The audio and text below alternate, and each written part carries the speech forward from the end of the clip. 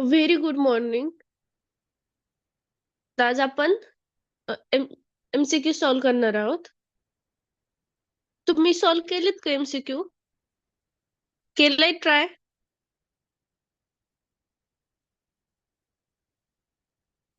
प्रणाली, तेजस्विनी, प्रणव,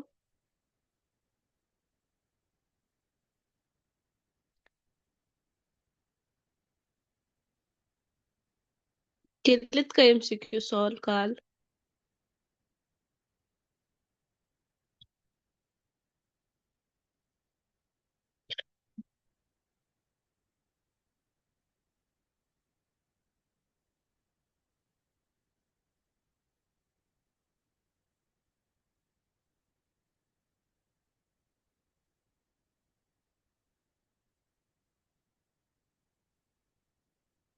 तर स्टार्ट करूयात. A force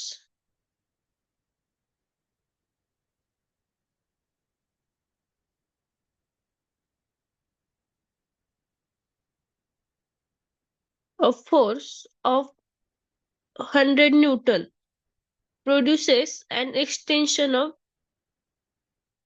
0.5 mm in a wire. What will be the extension produced by 30 Newton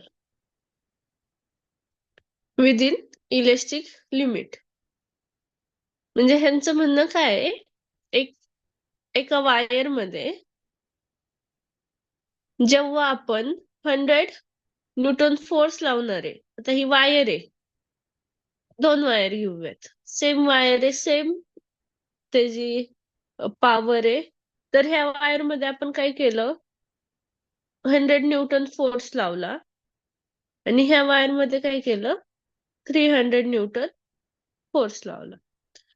तर ह्या वायर मध्ये 100 न्यूटन फोर्स लावल्यानंतर काय झालंय, 0.5 mm एक्सटेन्शन झालंय. 0.5 mm एवढं एक्सटेन्शन झालंय. ओरिजिनल वायर किती लेंथची ते आपल्याला माहित नाहीये. आणि तर आपल्याला काय विचारलंय, जी दुसरी वायर आहे, जी 300 न्यूटन त्याला फोर्स लावलेला आहे, ती त्या वायर मध्ये किती एक्सटेन्शन झालं असं.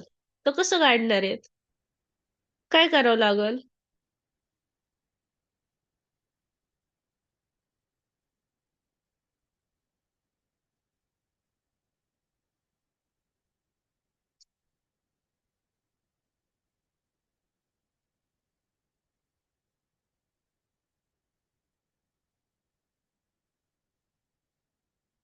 सांगा ना तुम्ही.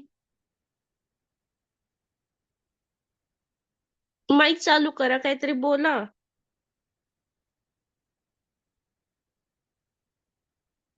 जेव्हा 100 न्यूटन फोर्स लावल्यानंतर 0.5 mm इन्क्रीज झालंय, एक्सटेन्शन झालंय.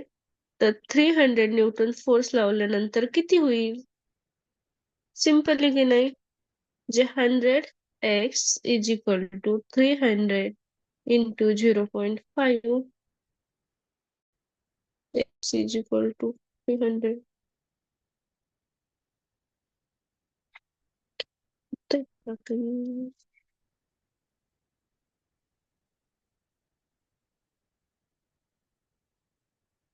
Then x is equal to 3 into 0.5. किती आन्सर आहे? 1.5.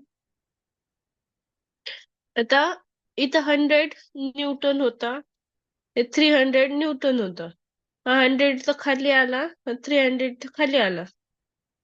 तर mm, तर mm. तर न्यूटनला न्यूटन कट झाला, तर युनिट कोणतं राहतंय? mm. म्हणजे 1.55 mm. आन्सर असणार आहे C.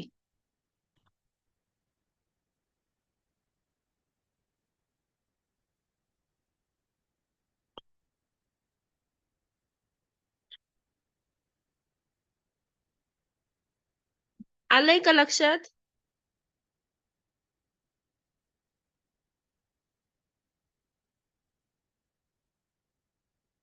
Okay.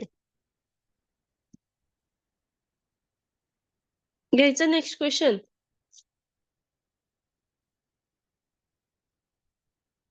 A bulk modulus of a material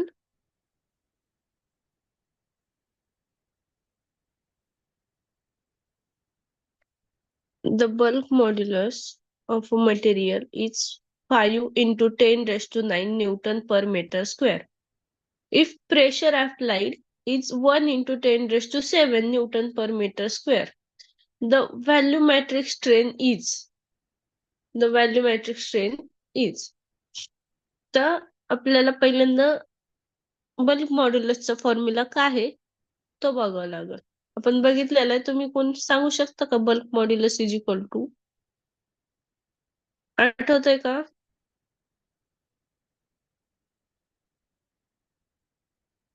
आठवा बरं.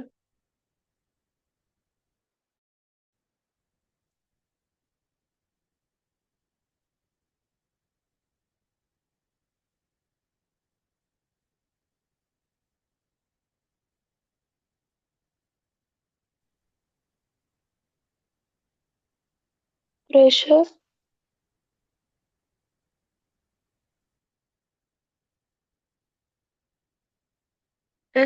परत बोल, मला आवाज नाही आला.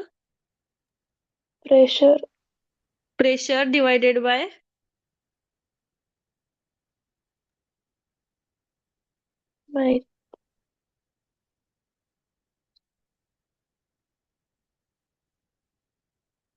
प्रेशर डिवायडेड बाय ईव्ही म्हणजे change in volume.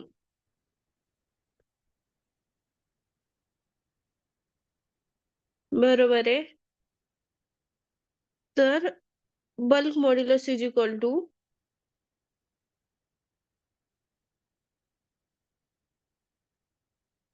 Pressure divided by EV. आता इथं काय काय दिलंय आपल्याला?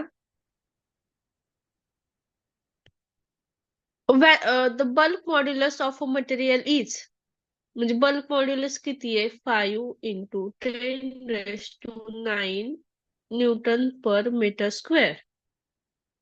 Pressure if pressure applied is pressure किती? 1 into 10 raised to 7 newton per metre square. The volumetric strain म्हणजेच काय? स्ट्रेन म्हणजे काय माहिती आपल्याला की जेवढं डिफॉर्मेशन होतंय, जेवढं चेंज होतंय तो म्हणजे स्ट्रेन. किती चेंज होतोय? स्ट्रेन म्हणजेच काय? रेक्टेंगल लिहा. ह्याला फोर्स लावल्यामुळे काय झालं? एवढा चेंज झाला, एवढा तो स्ट्रेच झाला. हे झालं स्ट्रेन. किती चेंज होतोय, किती डिफॉर्मेशन होतंय. आणि व्हॅल्यूमेट्रिक स्ट्रेन म्हणजे व्हॅल्यूम मध्ये किती चेंज होतोय. म्हणजेच हे काय झालं? Change in volume. तर आपल्याला काय काढायचंय? ईव्ही काढायचंय डिवाइड बाय ईव्ही. आता आपल्याला हा इकडे येणार, हा इकडे येणार. EV into 10 raised to 7 Newton per meter square divided by 5 into 10 raised to 9 Newton per meter square. तर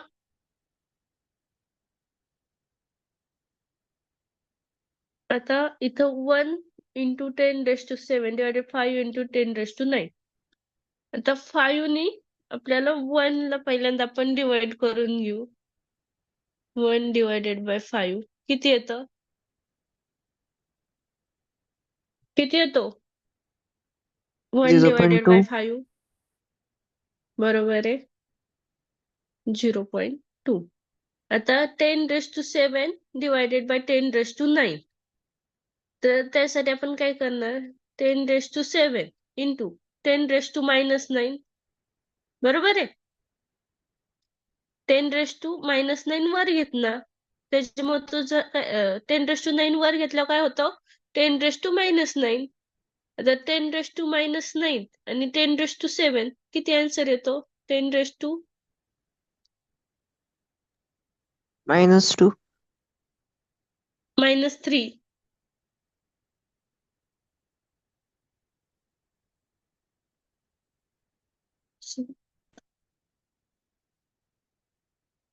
-2.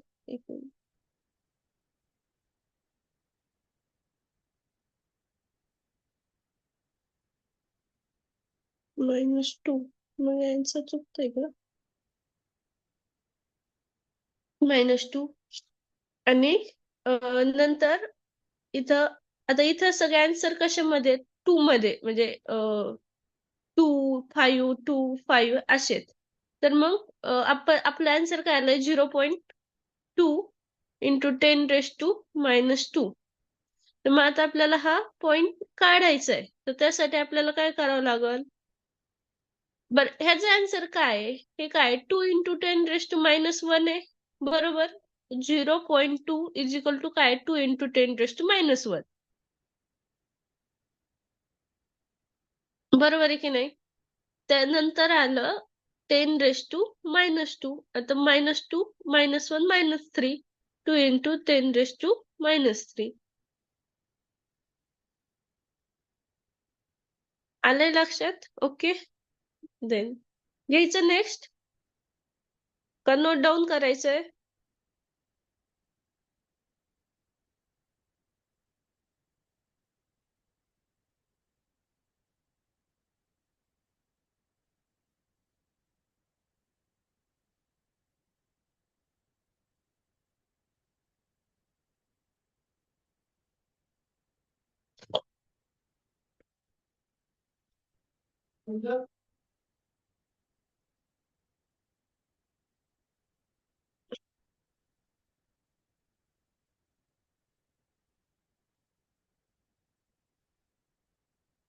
A shear stress of 2 into 10⁻⁷ Newton per meter square produces a shear strength of 0.001. The modulus of rigidity is. तर आपल्याला काय करायचंय? Modulus of rigidity.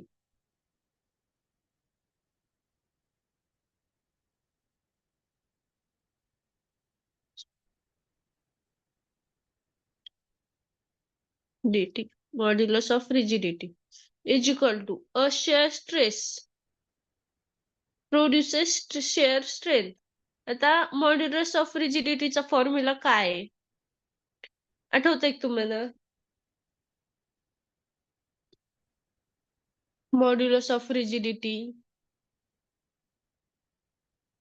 बघायचं का पाठीमागं?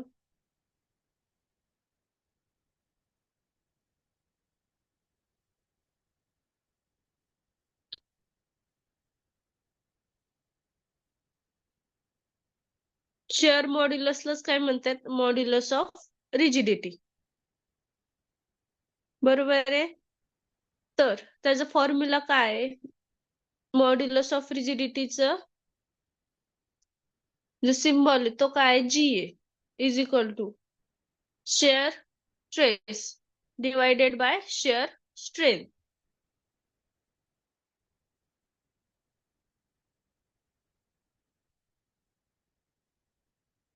तर आपलं काय होतं? Modulus of rigidity is equal to काय? Shear stress divided by shear strength.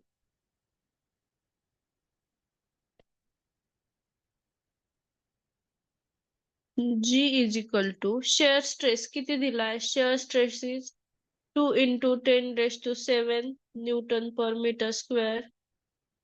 Share strength 0.001.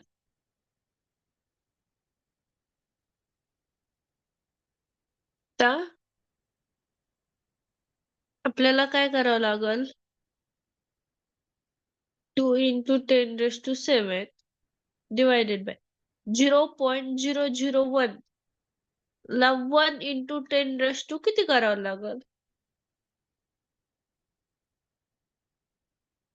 सांगा बरं. आपल्याला 10⁻². किती? आवाज नाही आला. n⁻³ हा, ओके, बरोबर, right.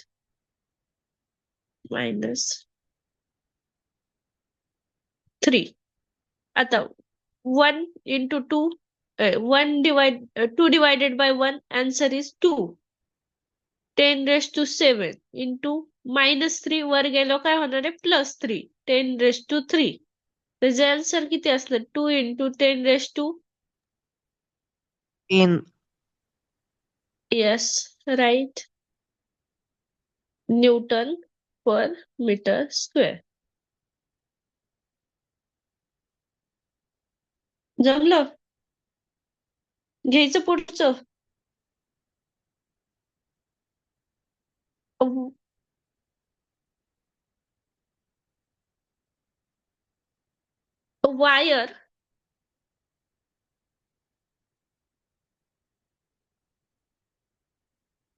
Wire of Young's modulus 2 × 10⁻11 nanometer and strain 2 × 10⁻⁻4 is subjected to stress of Young's modulus किती? Young's modulus चा फॉर्म्युला आधी.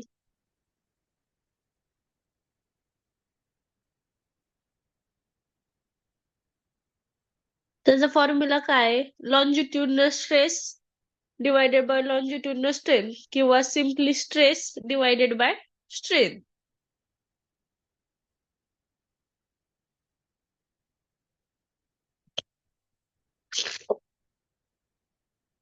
तर स्ट्रेस काढायचं आहे आपल्याला, बरोबर? आपल्याला काय दिलंय? यंग्स मॉड्युलस दिलाय. किती Young's modulus? 2 × 10⁻11 newton per metre square.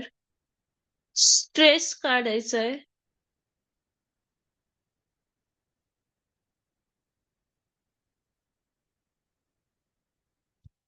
एक मिनिट, स्क्रीन स्टॉप झालीये.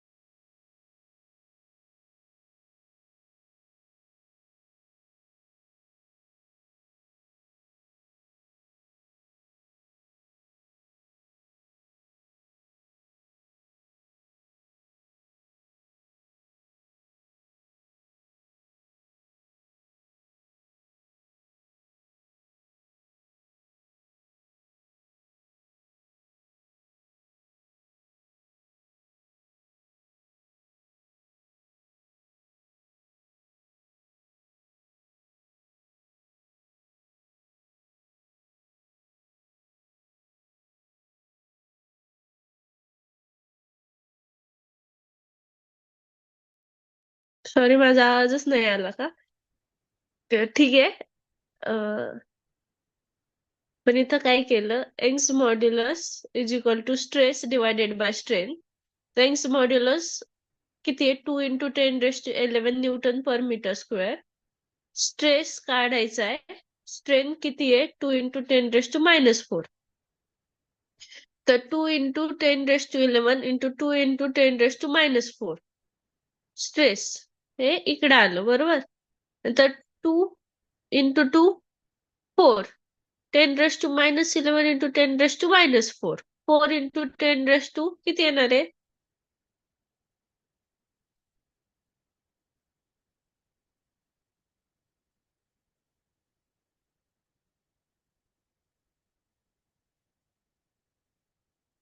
किती येणार आहे? 10⁻11 इंटू 10⁻⁻4.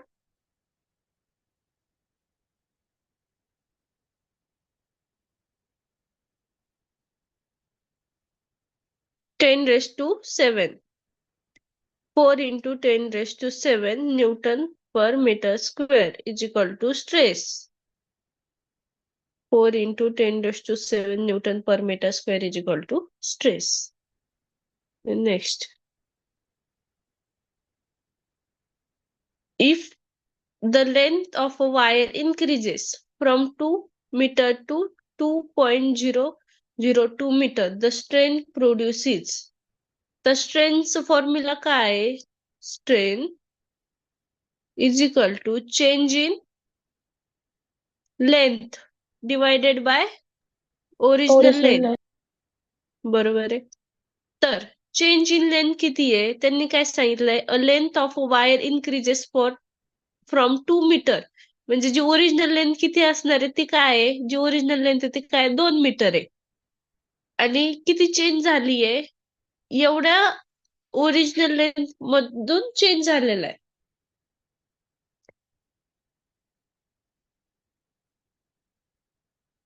म्हणजे एवढी वाढली ती 2.002 मीटर वाढली. पण चेंज किती झालाय आपल्याला तो काढावा लागेल ना आधी. म्हणजे आधी वायर होती 2, नंतर काय झाली 2.002. मग ह्याच्यामध्ये किती चेंज झालाय?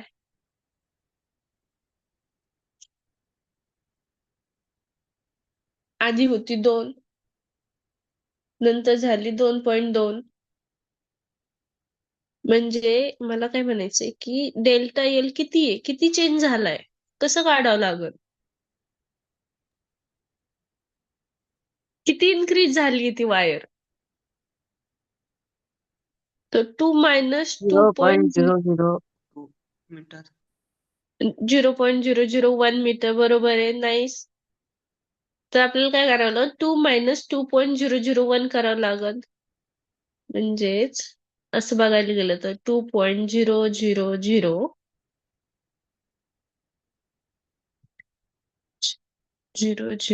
मायनस 2.000 आन्सर काय होईल? 0.001 मीटर. तर तो काय झाला आपला? Delta L. नाही, सॉरी, इथं 2 आहे ना. हा, 2. हा, हा झाला डेल्टा एल. काय झालं डेल्टा एल?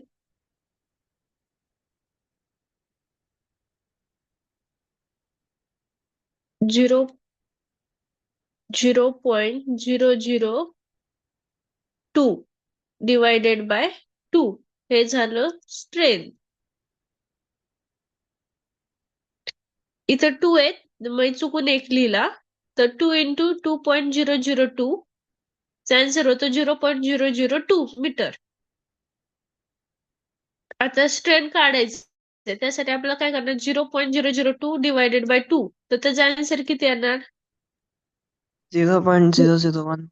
हा, ओके, राईट. ह्याला युनिट नसतं कारण इथं पण मीटर आहे, इथं पण मीटर आहे, दोन्ही कॅन्सल होणार. आन्सर आहे हे व्ही. ओके. ते मगाशी मी आत्ता मेसेज बघितला, प्रणव जाधव काहीतरी समजलं नाही. काय समजलं नाहीये?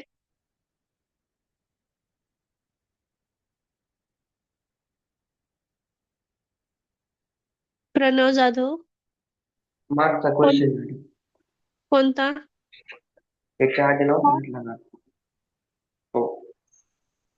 स्ट्रेस स्ट्रेनचा हाच ना? हा. ओके ठीक आहे. परत एकदा सांगा.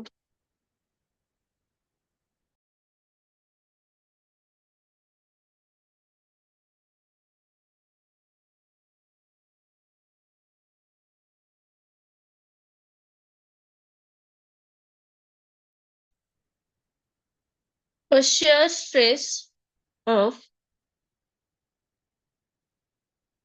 stress of 2 into 10 raised to 7 Newton per meter produces shear strain of 0.001. The modulus of rigidity is. तर आपल्याला ह्याच्यासाठी आधी काय करावं लागेल? मॉड्युलस ऑफ रिजिडिटीचा फॉर्म्युला काय आहे तो बघावा लागेल. तर काय तो formula? Modulus of rigidity is equal to shear stress divided by shear strain. तर त्यांनी काय सांगितलं? shear stress किती आहे? 2 into 10 raised to 7 Newton per meter square divided by shear strain किती आहे? 0.001. का आपल्याला त्यासाठी काय करावं लागलं? आधी 0.001 ला 1 into 10 raised to मध्ये कन्वर्ट करावं लागल. तर किती आहे? 1 into 1 2 3 म्हणजे -3. 1 into -3 म्हणजेच काय? 0.001. इथं काय झालं? 2 into 10 raised to 7 divided by 1 into 10 raised to -3. इथं आलं 2.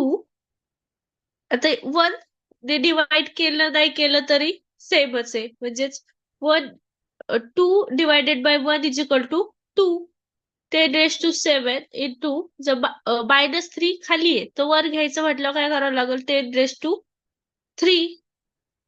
जे 2 into 10 raised to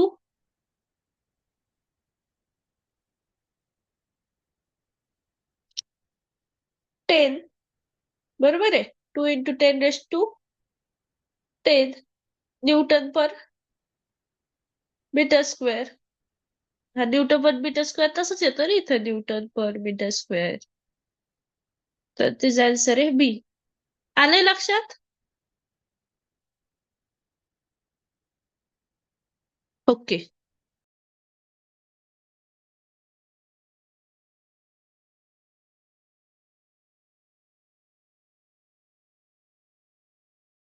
ओके. आता आपण काय करूया? आज आठवड्याचा शेवटचा दिवस आहे.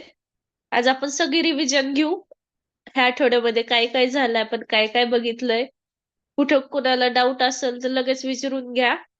आणि मग आता पुढच्या आठवड्यात आपण केमिस्ट्री बघूया. अल्टरनेटिव्ह आठवड्यामध्ये अल्टरनेटिव्ह वीक्स मध्ये आपण चॅप्टर्स घेणार. म्हणजे आता ह्या वीक मध्ये फिजिक्स झाला, पुढच्या वीक मध्ये केमिस्ट्री, त्याच्या पुढच्या वीक्स मध्ये फिजिक्स. म्हणजे दोन्ही आपलं सायमल्टेनियसली चालू राहील.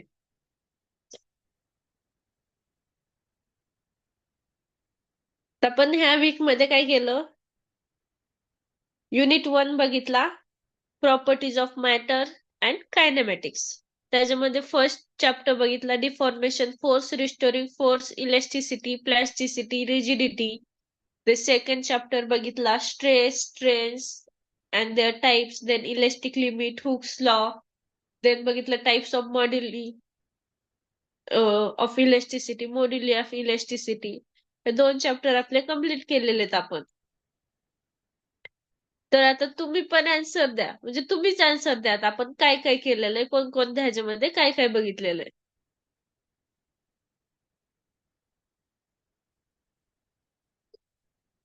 तर फर्स्ट आपण बघितलं होतं डिफॉर्मेशन फोर्स. सांगा आता डिफॉर्मेशन फोर्स काय आहे? आपल्याला रिव्हिजन करायचे. आता तुम्हाला बोलायचंय, पेपर तुम्हाला द्यायचे, तेव्हा आपल्याला सोपं जायला पाहिजे ना अभ्यास करायला. आता तुम्ही असा रिव्हिजन जेवढी एक्सटर्नल फोर्स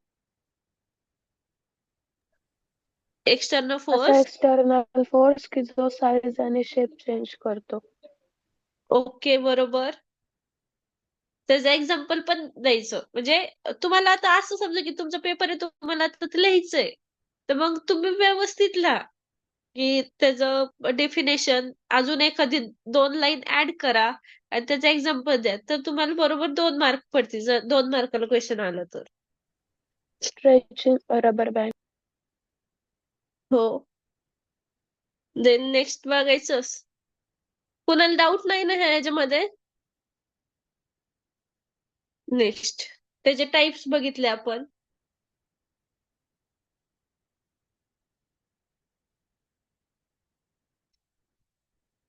काय आहेत त्याचे टाइप्स सांगा. टेन्साइल फोर्स, कॉम्प्रेसिव फोर्स, हा,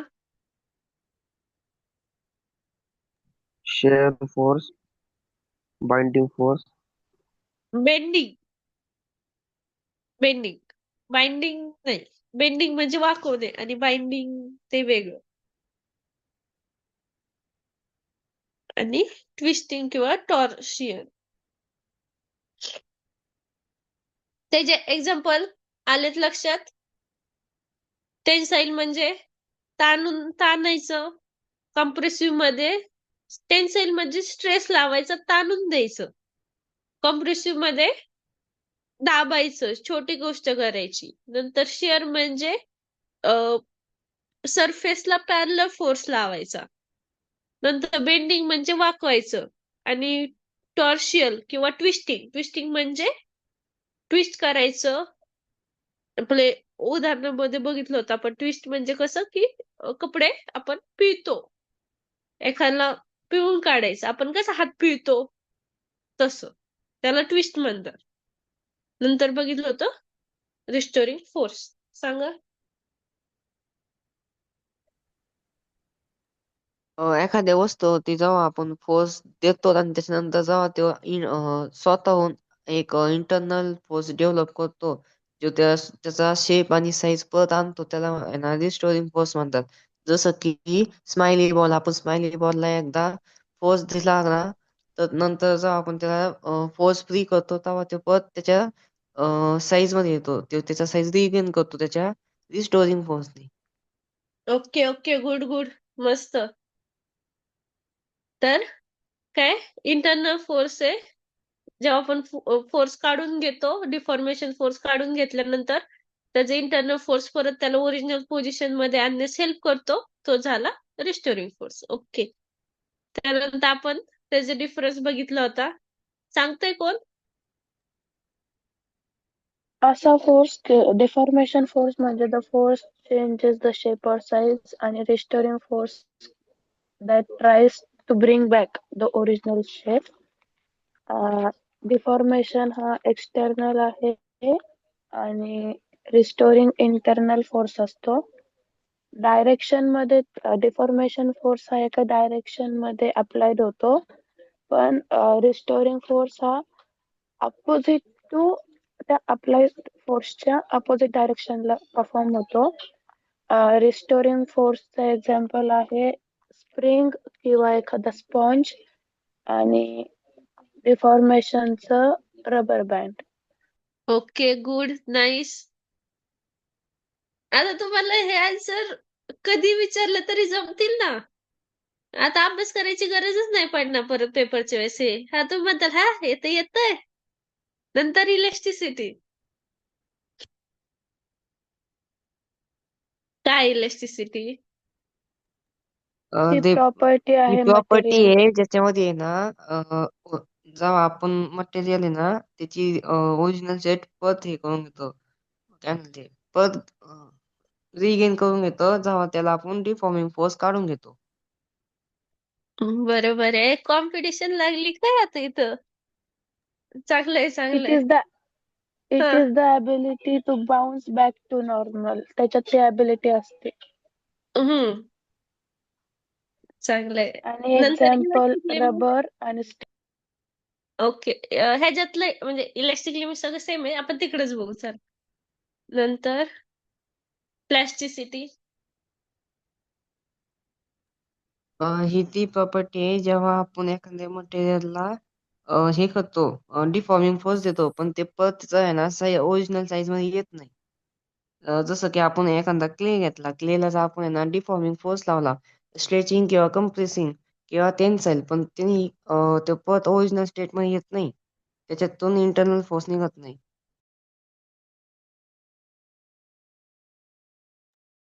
ओके, नाईस. त्याचं की कॅरेक्टर आहे ते the material undergoes permanent deformation. घेता येईल. बरोबर आहे. नंतर रिजिडिटी. काय रिजिडिटी?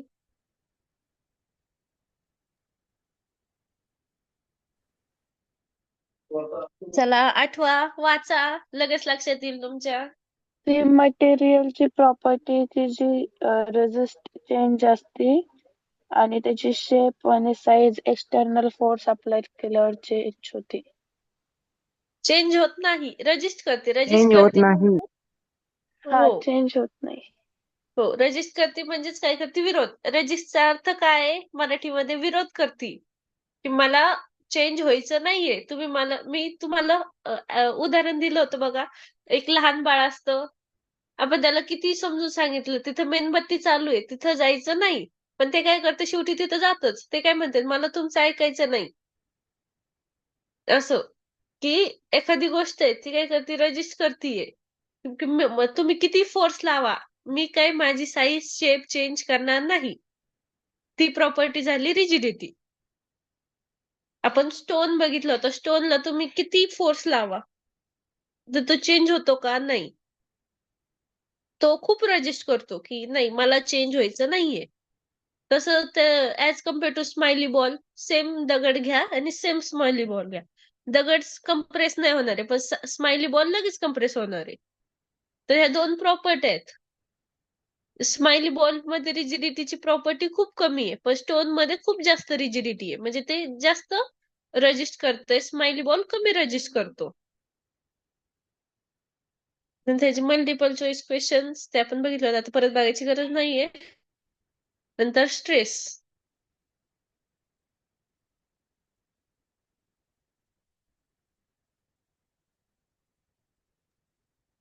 स्ट्रेस हा एक फोर्स आहे applied per unit area on material. Yes, बरोबर आहे. Force applied per unit area on material म्हणजे किती फोर्स अप्लाइड झालाय ते मेजर करते. तसं नाही. इंटरनल फोर्स किती डेव्हलप झालाय जेव्हा आपण एक्सटर्नल फोर्स देतोय, ते झालं स्ट्रेस. त्याचा युनिट आहे ना पास्कल किंवा न्यूटन पर मीटर स्क्वेअर असतो. बरोबर आहे. नंतर त्याचे टाइप्स आहेत: टेन्साईल स्ट्रेस, कंप्रेसिव्ह स्ट्रेस आणि शिअर स्ट्रेस. टेन्साईल म्हणजेच लॉन्जिट्युडनल, म्हणजेच स्ट्रेस करण्यासाठी, लेंथ वाढवण्यासाठी. तर कंप्रेसिव्ह म्हणजेच लेंथ कमी करण्यासाठी, कम्प्रेस करण्यासाठी. शिअर म्हणजेच पॅरलर टू द सरफेस जेव्हा आपण देतोय तेव्हा. त्याचं उदाहरण होतं बुक्स. एकावर एक आपण टेबलवर रचून ठेवतो. नंतर जर त्याला थोडासा पॅरलर फोर्स दिला तर कसं होते? खालची बुक टेबलवरच राहते, त्यानंतरची थोडी साईडला, ते थोडी साईडला असं होतं. नंतर स्ट्रेन. स्ट्रेन काय आहे? Strain is the deformation per unit length. बरोबर आहे. किती डिफॉर्मेशन होत आहे ते पण बघितलं. Change in length divided by original length. Unit is the dimension, no unit less. हा, युनिट नाहीये त्याला. त्याचे टाइप्स बघितले: tensile strain, compressive strain and shear strain. त्यानंतर काय? Elastic limit. सांगा बरं elastic limit. Important Elastic point आहे हा. limit is the limit of stretching of any material. हा, मॅक्झिमम स्ट्रेचिंग म्हणजे Within हा बोल बोल बोल बोल ना. within the limit म्हणजे the material returns to its original depth. म्हणजे आपण एका पर्टिक्युलर लिमिट मध्ये जर का स्ट्रेच केलं तर ते त्याच्या नॉर्मल पोझिशनला येतं. पण जर का आपण ते बियॉन्ड लिमिट स्ट्रेच केलं तर ते परमनंटली डिफॉर्म्ड होऊन जातं. बरोबर आहे.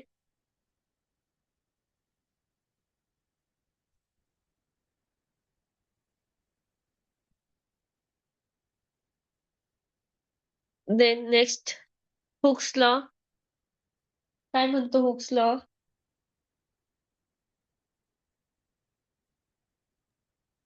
Elastic limit, the stress is directly proportional to stress. बरोबर आहे.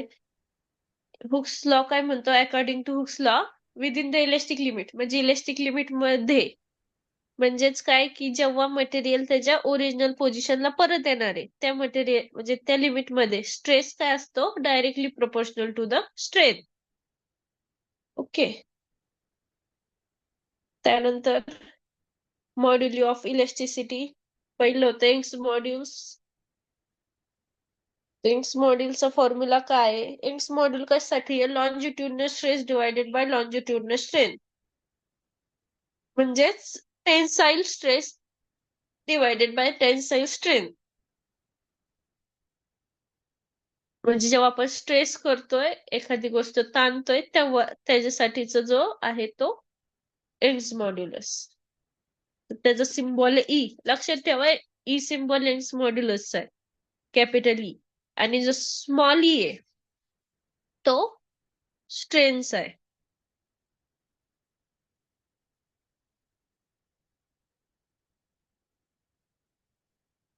नंतर शेअर मॉड्यूलस. आपण हे कशासाठी बघितलं होतं की तो जो हा आहे काय हुक्स लॉ काय म्हणतोय? Stress is directly proportional to strain. जेव्हा आपल्याला ह्याच्यामधलं प्रोपोर्शनलचं चिन्ह काढून इज इक्वल टूचं चिन्ह लावायचंय तेव्हा एखादी गोष्ट कॉन्स्टंट ठेवा लागती. माहिती तुम्हाला? आपल्याला इथं बघ आपण जेव्हा लॉन्जिट्युडनल असेल तेव्हा आपण ई कॉन्स्टंट ठेवतो. ई कॉन्स्टंट आहे नंतर stress is equal to E into strain. नंतर शेअर मॉड्युलस मध्ये शेअर्स म्हणजे कोणता? पॅरलल वाला सरफेसला जेव्हा सरफेसला पॅरलल फोर्स लावतो तेव्हा होतो शेअर स्ट्रेस. जेव्हा शेअर स्ट्रेस असेल आणि शेअर स्ट्रेन असेल तेव्हा कॉन्स्टंट कोणता असणार आहे? जी. आणि जेव्हा बल्क मॉड्युलस म्हणजे व्हॅल्यूमेट्रिक मॉड्युलस जेव्हा व्हॅल्यूम मध्ये चेंज होणार आहे. व्हॅल्यूम मध्ये चेंज होणार आहे. आपण बघितलं होतं समजा आता एक कंटेनर आहे.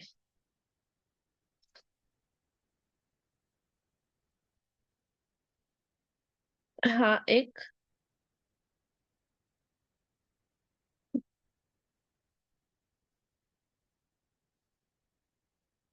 आपली दुधाची कंटेनर तो मोठावाला कसा असतो तसा पकडा ह्याला त्या टाइप मध्ये. ओके. आता आपण ह्याच्यामध्ये फुल पाणी भरलं.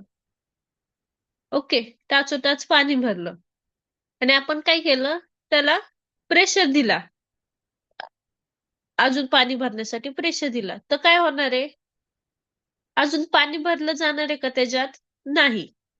पण जर त्याच्याऐवजी आपण त्याच्यात गॅस भरला कोणताही समजा नायट्रोजन गॅस भरला आणि त्याला आपण कंप्रेस केलं प्रेशर दिलं तर ते काय होणार आहे? कंप्रेस होणार आहे. त्याच्यामध्ये आपण ते निम्म्यापर्यंत येणार आहे प्रेशर दिल्यानंतर. ते नायट्रोजन गॅस आधी ह्या कंटेनरमध्ये आधी नायट्रोजन गॅस असा भरलेला होता एवढ्या लांब लांब. पण नंतर काय करणार आपण प्रेशर देणार आहे. प्रेशर दिल्यामुळे काय होणार आहे? तो नायट्रोजन गॅस इथंच असा बारीक बारीक बारीक बारीक बारीक बारीक जवळ जवळ जवळ जवळ होणार कंप्रेस होणार आता एवढी जागा रिकामी राहिली, ह्याच्यात आपण अजून नायट्रोजन गॅस भरू शकतो. पण तसं पाण्याचं झालं का?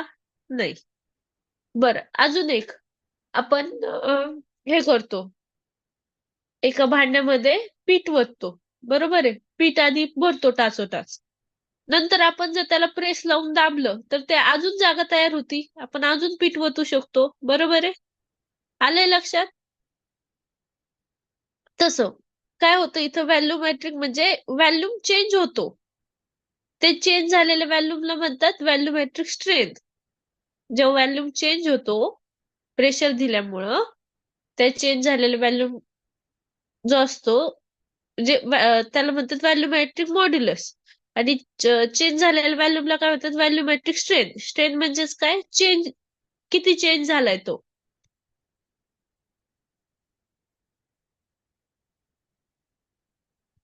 आपण स्ट्रेंथ काय बघितलं होता?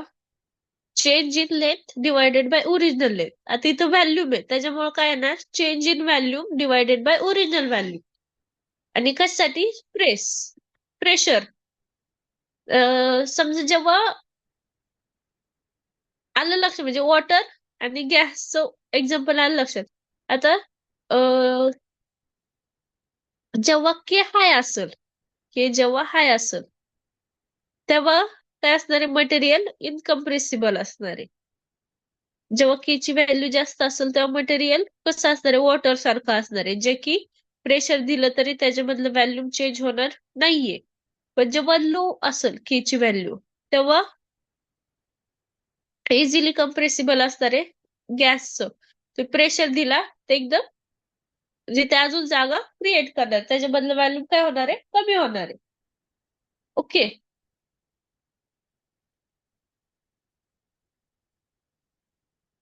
नंतर आपण ह्याचे एक्झाम्पल्सच बघितले होते. चला आज इथं स्टॉप करूयात. काही डाऊट नाहीये ना कुणाला?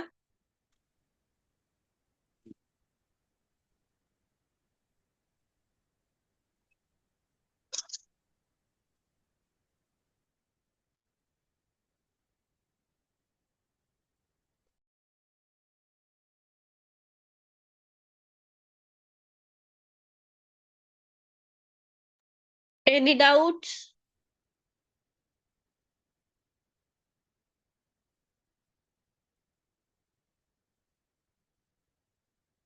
ठीक आहे. तर मग आता मंडेला भेटूयात. तेव्हा आपण केमिस्ट्रीचं चॅप्टर बघूयात. काय आहे केमिस्ट्रीमध्ये. तोपर्यंत गुड बाय. अभ्यास करा, मजा करा, मस्ती करा. Bye bye.